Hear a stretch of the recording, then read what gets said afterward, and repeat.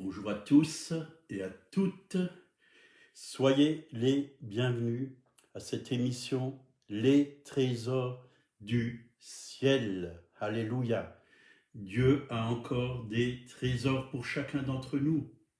Il est bon, il nous aime et nous voulons vraiment recevoir encore ce matin tout ce qu'il a préparé pour nous en cette nouvelle journée.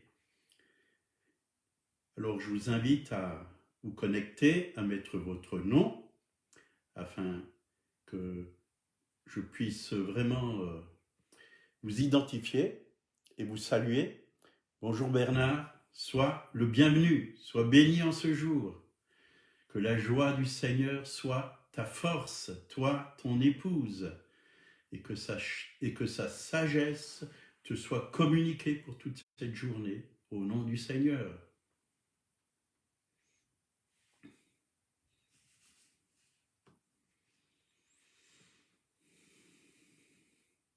Le beau temps est revenu en Alsace.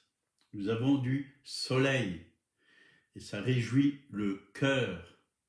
Mais il y a un autre soleil qui brille toujours dans nos cœurs.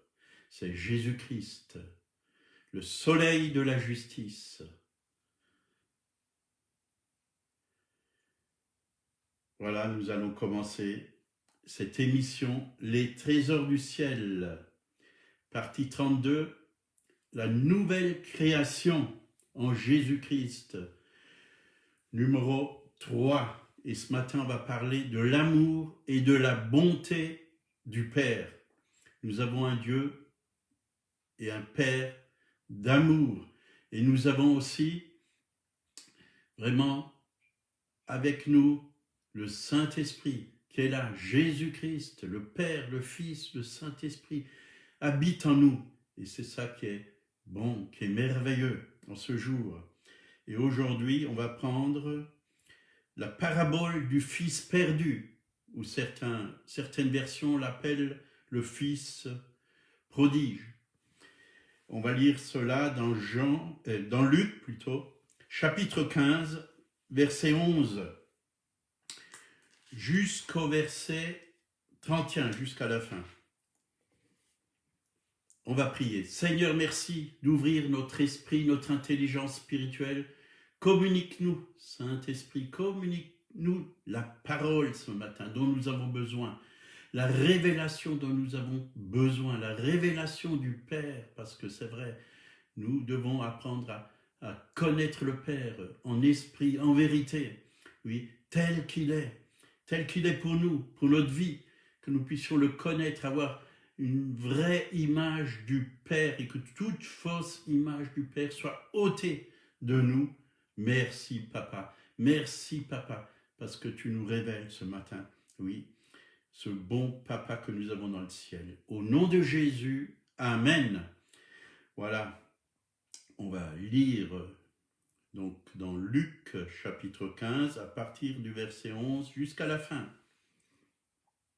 Il dit encore, un homme avait 2 fils, le plus jeune dit à son père, mon père, donne-moi la part de bien qui doit me revenir. Et le père leur partagea son bien. Peu de jours après, le plus jeune fils, ayant tout ramassé, partit pour un pays éloigné où il dissipa son bien en vivant dans la débauche. Lorsqu'il eut tout dépensé, une grande famine survint dans le pays et il commença à se trouver dans le besoin. Il alla se mettre au service d'un des habitants du pays qui l'envoya dans ses champs garder les pourceaux. Il aurait bien voulu se rassasier des carouges que mangeaient les pourceaux, mais personne ne lui en donnait. Étant entré en lui-même, il dit « Combien d'ouvriers chez mon père ont du pain en abondance, et moi ici, je meurs de faim. »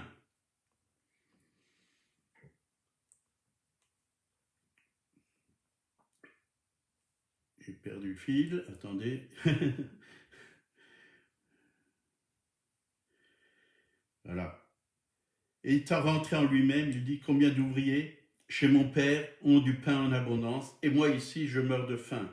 Je me lèverai, j'irai vers mon père, et je lui dirai, mon père, j'ai péché contre le ciel et contre toi.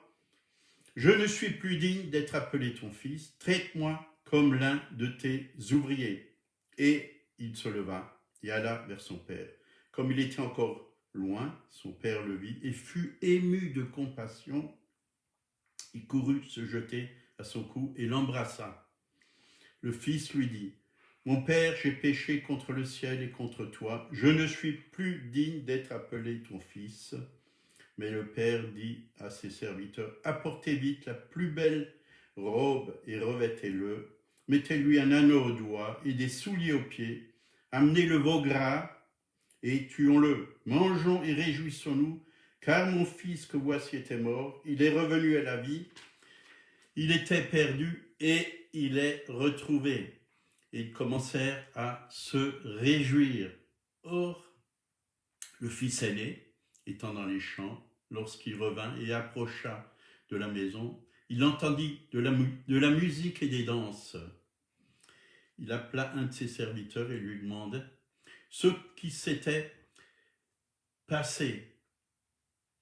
Ce serviteur lui dit, ton frère est de retour et ton père a tué le veau gras parce qu'il l'a retrouvé en bonne santé.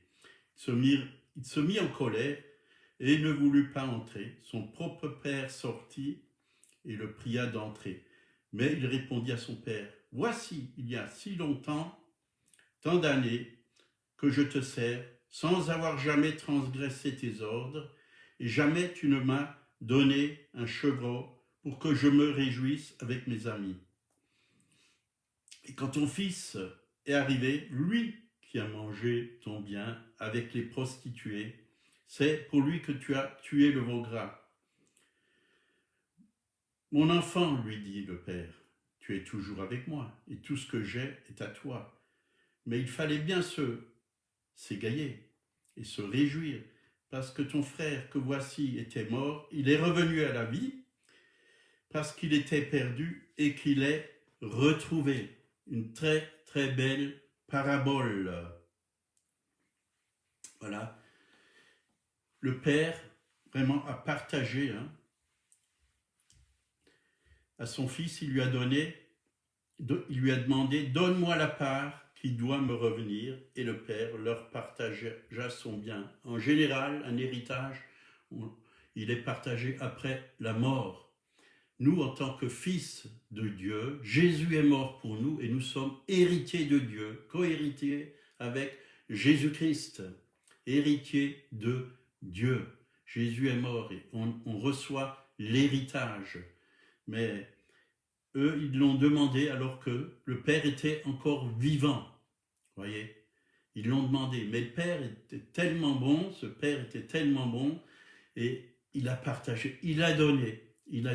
Et ce fils, le plus jeune, est parti et il a vécu dans la débauche. Il a profité de tout cet argent pour se réjouir, pour faire la fête, aller vers les prostituées. Et il a tout dépensé. Et quand il n'avait plus rien, qu'est-ce qu'il a fait? Il est allé vraiment chez un paysan pour travailler. Et là, il a gardé les cochons. Et il avait faim. Et il y avait vraiment ces porcs, il les nourrissait. Il aurait bien voulu manger la nourriture de ces porcs. Mais personne ne lui en a donné. Et il était dans un misérable état. Un misérable état. Et voilà, il s'est dit en lui-même, combien j'étais bien chez mon père. J'avais tout ce qu'il fallait. J'avais la nourriture. Oui. Même les ouvriers, ils ont tout ce qu'il faut. Et même j'irais bien chez lui en tant qu'ouvrier. Alors qu'il était fils, il était héritier. Il avait droit à tous les biens de son père. Il n'avait pas besoin d'y aller. Oui, comme ouvrier. Mais il s'est dit en lui-même, il est rentré en lui-même, il a réfléchi Et il a dit, j'irai vers mon Père et je lui dirai, mon Père, j'ai péché contre le ciel et contre toi, je ne suis plus digne d'être appelé ton fils. Vous voyez, il avait vraiment perdu son identité, il a perdu sa dignité. Hein. Il ne voulait plus se voir comme un fils, mais comme un ouvrier. Mais le Père, quand il est arrivé, il a pris la décision d'y aller, et quand il est arrivé, il était là, le Père, avec les bras tendus. Et quand il a vu le Fils, il est venu, et il a pris son Fils dans les bras, il l'a embrassé. Il l'a embrassé, il lui a pas fait de reproche, aucune reproche. Formidable. Vous voyez, quand on revient au Seigneur, il ne nous fait pas de reproches. Il ne va pas nous reprocher tous nos péchés. La Bible dit, dans Romains 2, verset 4, que c'est la bonté de l'Éternel qui nous pousse à la repentance. Vous voyez, ce fils, il avait un cœur repentant, parce qu'il a vu que son père était bon. Il était bon, il avait un bon père. Pourquoi il a quitté ce père si bon? Mais nous aussi, quand on s'éloigne de Dieu, hein, et qu'on réalise qu'on a un bon père dans le ciel qui s'occupe de nous, qui nous guide chaque jour, qui nous conseille, qui nous a envoyé son Fils, qui nous a donné le Saint-Esprit pour nous guider dans toute la vérité, pour nous conseiller, pour nous donner la sagesse. Quand on revient à lui, il est ce Père qui nous revêt d'une robe de fête, la robe de la justice. Il nous justifie. Il nous justifie, la robe de la justice. Nous sommes la justice de Dieu. Il met cette justice en nous. Il nous lave de tous nos péchés. Il nous purifie. Il nous fait aucune reproche. Et il n'y a pas que cette robe de la justice, mais l'anneau au doigt. Formidable, un anneau au doigt, mettez-lui. Oui, l'anneau au doigt. L'anneau dans le temps, les familles avaient un anneau et ça servait de sceau, le sceau de l'héritage. C'est-à-dire que malgré qu'il a tout dépensé, le Père lui donne tout à nouveau d'être encore héritier. Nous sommes héritiers de Dieu, toujours, même si nous péchons, même si nous faisons des choses mauvaises. Dieu nous aime toujours parce que c'est sa nature, c'est un Dieu d'amour. Et bien sûr, nous ne devons pas vivre dans le péché parce que Dieu nous a appelés à vivre dans la sainteté, dans la lumière, oui, dans la vérité.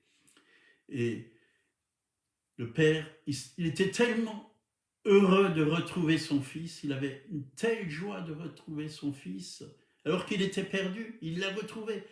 Il a fait la fête avec lui. Il a tué le veau gras, il a dit « Réjouissons-nous, mangeons ».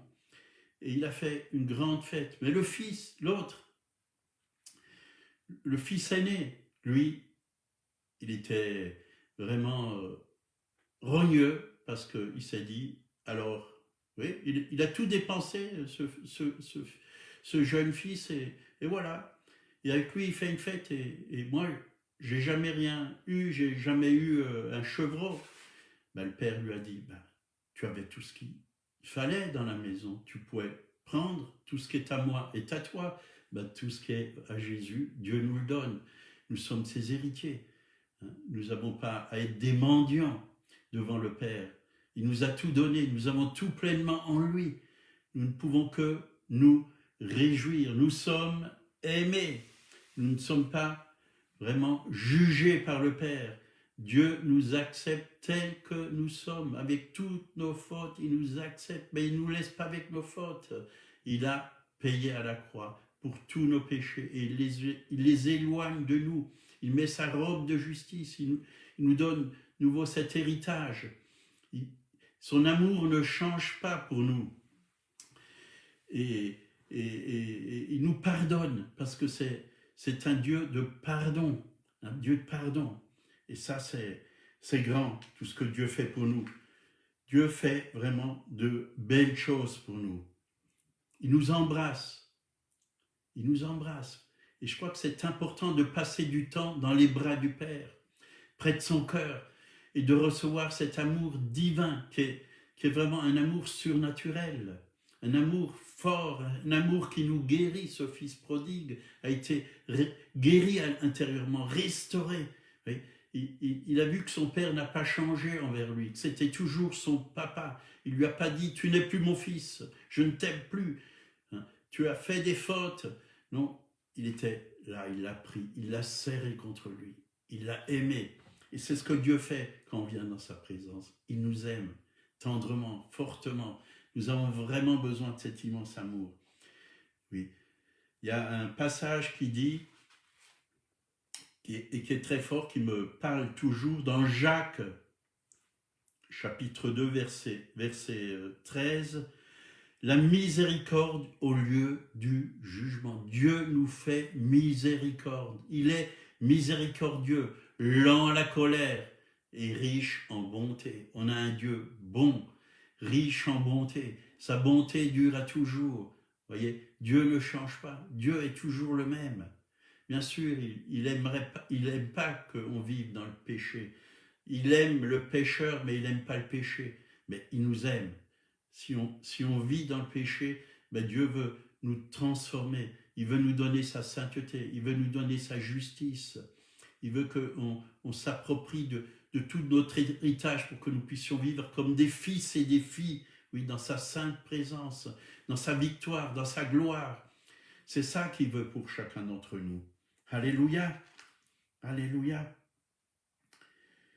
Donc, Dieu nous revêt. On n'est pas nus, on est habillés. Il met des chaussures à nos pieds. Il a eu les chaussures tout à nouveau. Nous pouvons tout à nouveau aller prêcher la bonne nouvelle, l'évangile que donnent les chaussures de paix. Apporter les bonnes nouvelles. L'évangile pour marcher, oui, pour ne pas se faire mal aux pieds, marcher sur les serpents et les scorpions et sur toute la puissance de l'ennemi, et rien ne peut nous nuire. Il nous redonne notre autorité. Nous avons l'autorité de Jésus-Christ. Il nous a fait asseoir ensemble avec lui dans les lieux célestes. Oui, c'est le trône de l'autorité. Nous sommes à sa droite. Nous avons l'autorité. Il l'a mis sous nos pieds. Il a tout mis sous ses pieds. Il a donné pour chef suprême à l'Église. Celui qui remplit tout et en tous. Il nous a mis au-dessus de l'ennemi, au-dessus du péché, au-dessus du manque.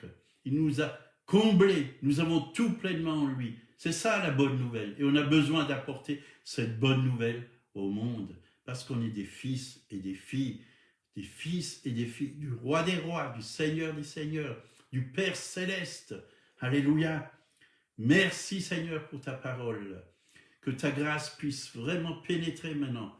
Oui, dans le cœur de mes frères et sœurs. Oui, tu nous as aimés le premier. Tu nous aimes encore aujourd'hui abondamment. Merci, oui, pour cette robe de justice. Merci pour l'anneau au doigt. Nous sommes tes héritiers. Merci pour les chaussures. Oui, nous pouvons marcher tout à nouveau dans tes traces, à ta suite, sur ton chemin, dans la lumière. Nous ne sommes pas pieds nus. Tu nous as revêtus. Alléluia. Que ton nom soit glorifié, sanctifié. Oui, c'est une joie. Nous sommes en fête avec toi, jour après jour. Dans ta présence, c'est la fête.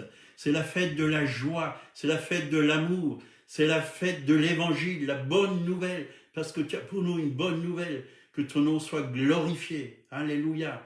S'il y a des malades parmi vous, Dieu veut vous guérir. C'est sa volonté. Il a payé pour vous à la croix de Golgotha.